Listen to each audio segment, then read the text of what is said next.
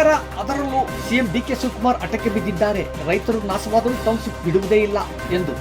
ಇಂಥವರಿಗೆ ಏನು ಮಾಡೋಣ ಎಂದು ವಿಧಾನ ಪರಿಷತ್ ವಿರೋಧ ಪಕ್ಷದ ನಾಯಕ ಛಲವಾದಿ ನಾರಾಯಣಸ್ವಾಮಿ ಸಿಎಂ ಡಿಕೆ ಶಿವಕುಮಾರ್ ಅವರ ದುಡುಕು ರೀತಿಯ ಬಗ್ಗೆ ವಿಷಾದಿಸಿದರು. ಅವರು ನಗರದ ಪ್ರವಾಸಿ ಮಂದಿರದಲ್ಲಿ ಜಿಲ್ಲೆಯ ಜನರ ನಾಡಿಮಿಡಿತ ಸಂಗ್ರಾಮ ಟಿವಿಗೆ ವಿಶೇಷ ಸಂದರ್ಶನ ನೀಡಿ ಮಾತನಾಡಿದರು. ಟೌನ್ಶಿಪ್ ಹೆಸರಿನಲ್ಲಿ ಕೃಷಿಕರನ್ನು ಒಕ್ಕಲೆಬ್ಬಿಸುವ ಕೆಲಸವಾಗಿದೆ. ಭೂಮಿಯನ್ನೇ ನಂಬಿ ಬದುಕು ನಡೆಸಿಕೊಂಡು ಬರುತ್ತಿರುವ ರೈತಾಪಿ ವರ್ಗಕ್ಕೆ ಭಾರಿ ಅನ್ಯಾಯವಾಗಿದೆ. ಮಾನ್ಯ ಮುಖ್ಯಮಂತ್ರಿಗಳು ಈ ಯೋಜನೆಯನ್ನು ಕೈಬಿಡಬೇಕೆಂದು ಒತ್ತಾಯಿಸಿದರು.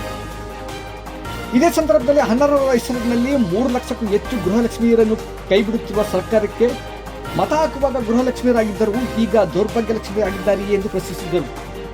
ನೀರು ಕುಡಿದಷ್ಟೇ ಸುಲಭವಾಗಿ ಸರ್ಕಾರ ಹೋಗುವುದರಲ್ಲಿ ಸಂಶಯವೇ ಇಲ್ಲ. ಸಹಪಾಠಿ ಕಾಂಗ್ರೆಸ್ಸಿಗರು ಹೇಳುತ್ತಿದ್ದಾರೆ, ಮುಂದಿನ ಸರ್ಕಾರ ನಿಮ್ಮದೇ ಎಂದು ಹುಕ್ಕುಹ ಆಡಿದರು.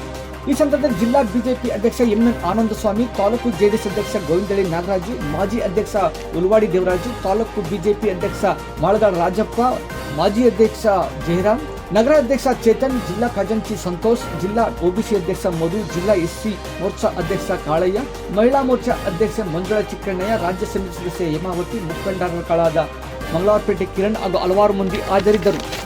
ವಿರೋಧಗಳು ಬಹಳಷ್ಟು ಪ್ರಾರಂಭ ಆಗಿದೆ. ರೈತರನ್ನು ಒಕ್ಕಲೆಬ್ಬಿಸುವ ಕೆಲಸವನ್ನ ಯಾರೋ ಮಾಡ್ತಾರೆ. ಅದು ಡಿಕೆ ಶಿವಕುಮಾರ್ ಅವ್ರು ಮಾತ್ರ ಅಲ್ಲ, ಯಾರೇ ಆದ್ರೂ ಮಾಡಬಾರ್ದು. ಯಾಕೆಂದ್ರೆ ಬಹುಕಾಲಗಳಿಂದ ರೈತರು ತಮ್ಮ ಜೀವನೋಪಾಯಕ್ಕಾಗಿ ಆ ಭೂಮಿಗಳನ್ನು ಇಟ್ಕೊಂಡಿದ್ರು. ಸಹಜವಾಗಿ ಬೆಲೆ ಬಂದಿರಬಹುದು. ಆ ಬೆಲೆ ಬಂದ ತಕ್ಷಣ ನೀವು ಅದನ್ನ ಲೇಔಟ್ ಮಾಡಿದ್ರು, ಟೌನ್ಶಿಪ್ ಮಾಡೋದು ಅಥವಾ ಬೇರೆಯವರಿಗೆ ಇವ್ರದಿಂದ ಇಟ್ಟು ಬೇರೆಯವರು ಕೊಡೋದು ಸರಿ.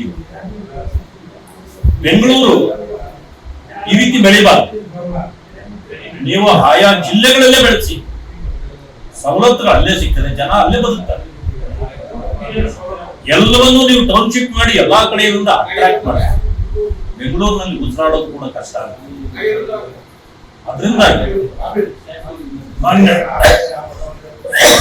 ಮುಖ್ಯಮಂತ್ರಿಗಳು ದಯಮಾಡಿ ಅದನ್ನು ಕೈ ಬಿಡಬೇಕು. ಯಾರು ರೈತರ ಹೋರಾಟ ಮಾಡ್ತಿದ್ದಾರೆ ಸ್ಪಂದಿಸಬೇಕು ಅಂತ ನನ್ನ ವೋಟ್ ಬೇಕಾದಾಗ ಅವರು ಎಲ್ಲರೂ ಗೃಹಲಕ್ಷ್ಮಿಯರಾಗಿದ್ದಾರೆ. ಪಾಪ ಏನ್ ಮಾಡೋದು, ಈಗ ಕಾಂಗ್ರೆಸ್ಗೆ ಅವರು ಗೃಹಲಕ್ಷ್ಮಿಯರಾಗಿ ಕಾಣ್ತಾ ಇರ್ತಾರೆ.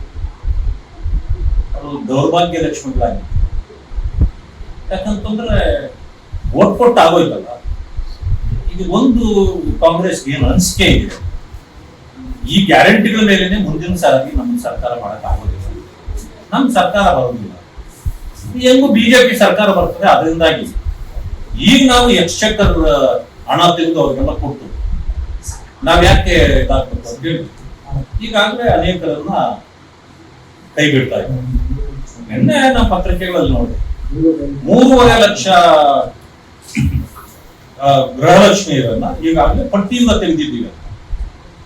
ಪಟ್ಟಿಯಿಂದ ನೀವು ತೆಗೆದಿದ್ರೆ ನಮ್ದು ಆಕ್ಷೇಪ ಇಲ್ಲ.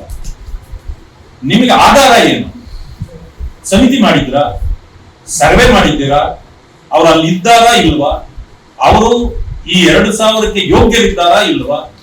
ಇದೆಲ್ಲ ನಿಮ್ಗೆ ಸರ್ವೆ ಮಾಡಿ ಪಟ್ಟಿ ಕೊಟ್ಟವ್ರು ಯಾರು? ಯಾವ ಉದ್ದೇಶ ಅಥವಾ ಕಾರಣದಿಂದ ಅವ್ರನ್ನ ತೆಗೆದಿದ್ದೀರಿ? ಇದನ್ನ ಮಾನ್ಯ ಮುಖ್ಯಮಂತ್ರಿಗಳು ಜನರಿಗೆ ಗೊತ್ತಾಗ